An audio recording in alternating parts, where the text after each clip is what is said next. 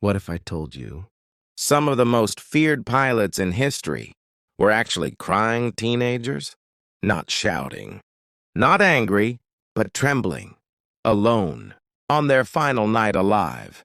When people hear the word kamikaze, they imagine madness, a screaming pilot, a plane diving into fire.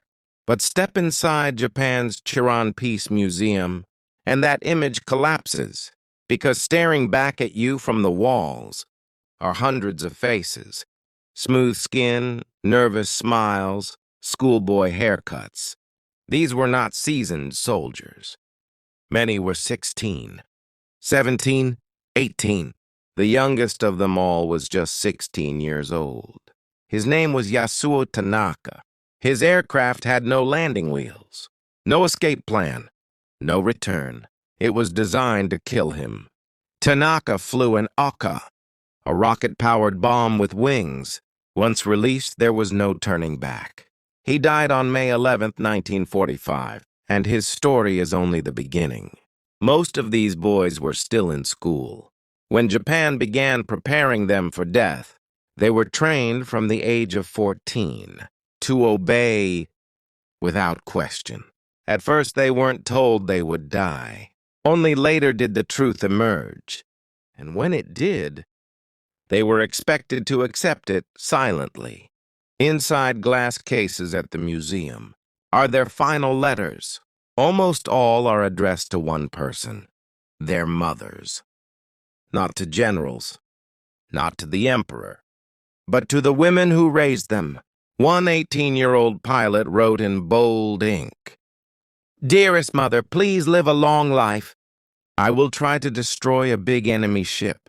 No fear, no anger, just a child trying to sound brave." Another pilot was 32 years old, the oldest kamikaze on record. He was a commander, a husband, a father of 3. Before his mission, he wrote to his infant son, telling him to grow into a strong man and serve Japan with honor. The child never read the letter. After learning of her husband's death, the pilot's wife stopped producing milk. The baby died of malnutrition 4 months later. War did not kill just the pilot. It killed the family. Some of the most haunting images show kamikaze pilots smiling, laughing, petting a puppy. Those boys died just hours later. At night, they slept in underground bunkers near the airfields.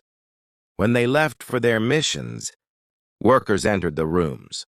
The bedsheets were soaked with tears. This was the cost of obedience. By 1945, Japan was losing the war. The kamikaze strategy became a desperate weapon. More than 2,600 pilots were sent on suicide missions. They flew over 1,700 attacks. The damage was devastating. During the Battle of Okinawa, kamikaze attacks sank 26 U.S. ships and damaged 168 more. Thousands died. For the U.S. Navy, it was the deadliest battle in its history. And yet, inside Japan, many still view these pilots, not as victims, but as heroes.